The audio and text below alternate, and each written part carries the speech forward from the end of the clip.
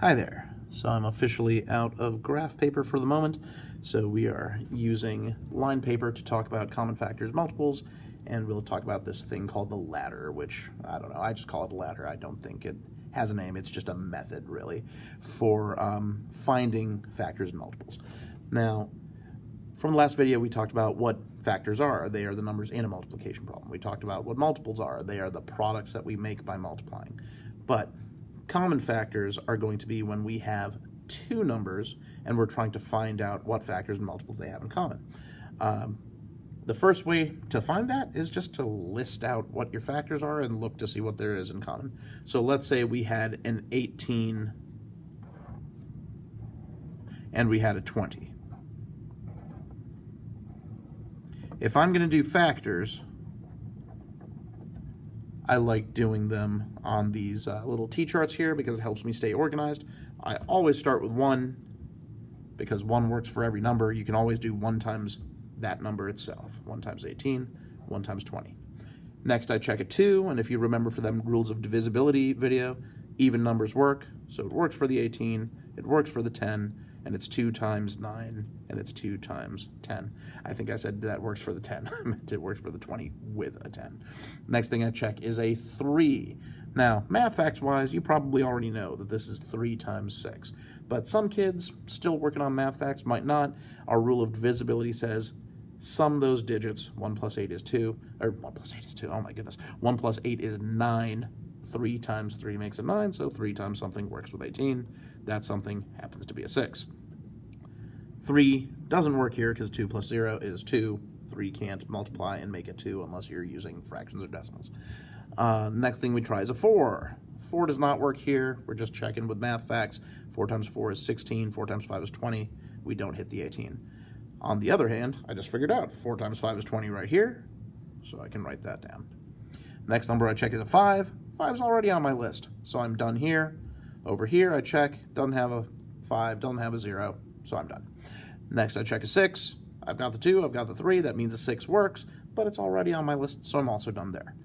If I want to find common factors, kids always want to say, ooh, common means something that happens a lot. We talk about how common factors mean like having something in common with somebody. Both numbers are the same. So both lists have a 1, both lists have a 2. They don't really have anything else that's on both lists, so we're done. Those are the common factors. Now, there is something called the greatest common factor, and we normally just say GCF.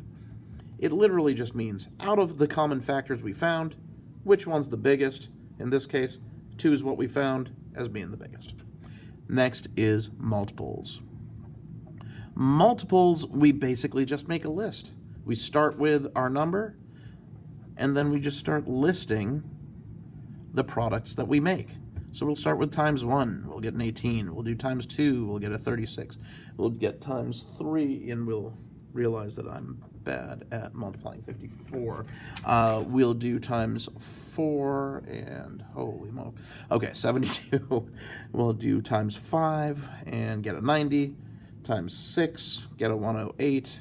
Times 7, 126. Times 8, 144. Times 9, 162. Times 10, 180. Honestly, you can stop with smaller numbers and check as you go. I just know that it's going to take a while to get to these. Times 1, 20. Times 2, 40. Times 3, 60.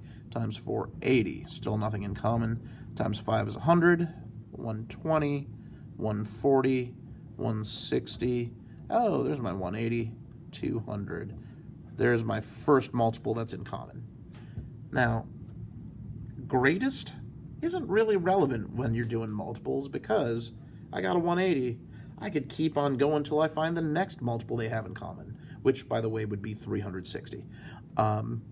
Since I can always find a bigger one, I don't usually care about making a big one, but we do have what's called the LCM, which stands for lowest common multiple. Since 180 is the very first one I found, that's my lowest.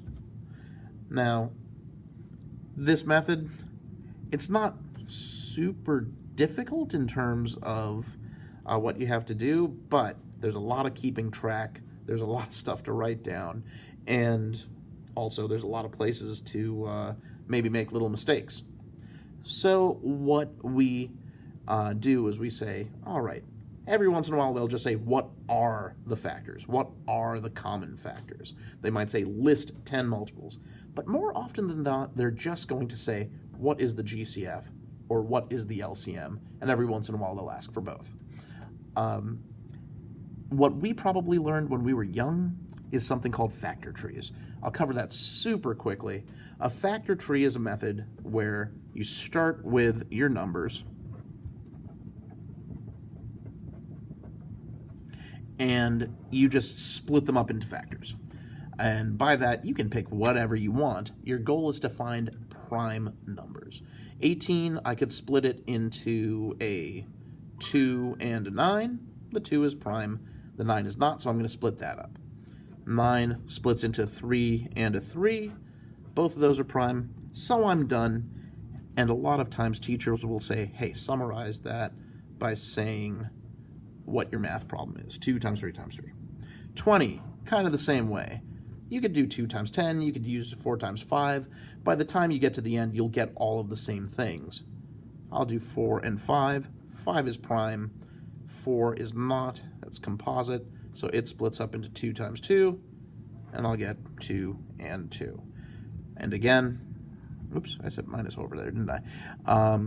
2 times 2 times 5. Now, having done all that, that doesn't tell me the GCF or the LCM. So what I need to do is look at both lists. And I say, okay, my GCF, I want to make a factor. That means a number that's going to fit inside the 18. I'm going to be able to do it, times something and make an 18, do it and make a 20. So I'm going to look at both my lists and say, what factors are on both lists? Well, it turns out there's a 2 on both lists. This 3 is not on both lists.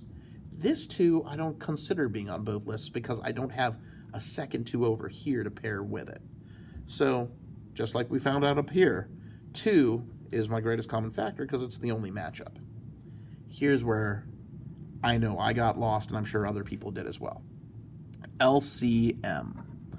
Now what we have to do is we need to find all of the different types of factors and use them together.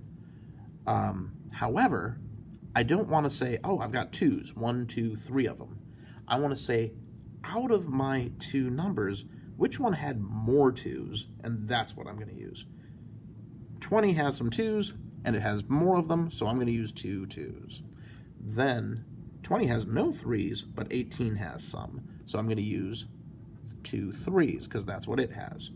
18 has no 5s, but 20 has a 5, so I'm going to use that. Basically, the only thing I'm not using is this 2 right here, because this one has 2s and it has more of them. From there, I'm going to multiply. I would take this shortcut. 2 times 2 is a 4. Then I'd match that up with the 5 to make it 20. I'd do the 3 times 3, which equals a 9. 9 times 20. Just think of it as a 9 times a 2 is 18 with a 0 on the end. I'll get that 180 that we were talking about up here.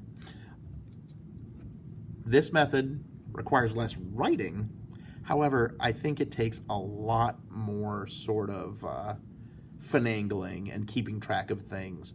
And so when we started this new program, they showed us this procedure, and I call it the ladder because I feel like you're taking steps down the rungs of a ladder. So let's take a look at how that looks. That is the procedure that I think will work the best for kids once they are good with their math facts. There's nothing to say, if the directions just say find the GCF, there's nothing to say you can't just write down 2 T-charts, list everything, and find what's on both of them and take the biggest one.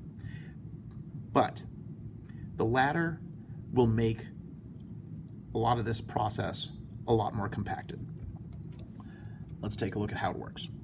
First thing, you start with a little chart. It looks a little bit like our T-chart. It's going to have 3 columns. There's a CF column. That's just because I'm abbreviating common factors.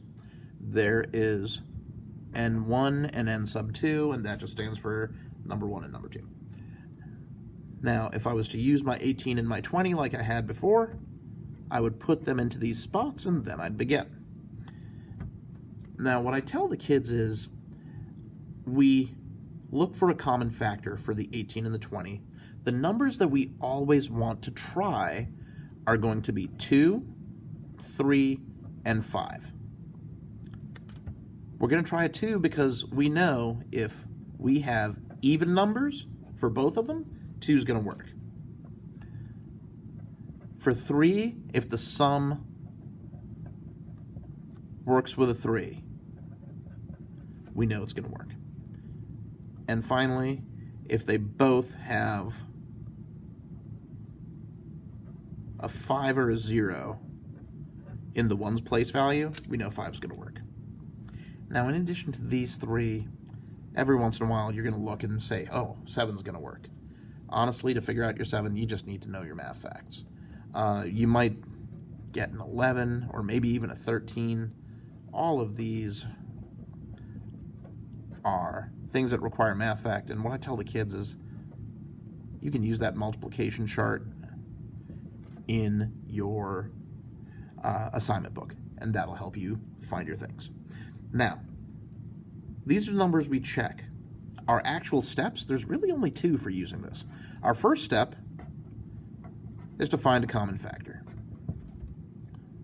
So, 18 and 20, we'll just check these out. Oh, they're both even, therefore 2 works.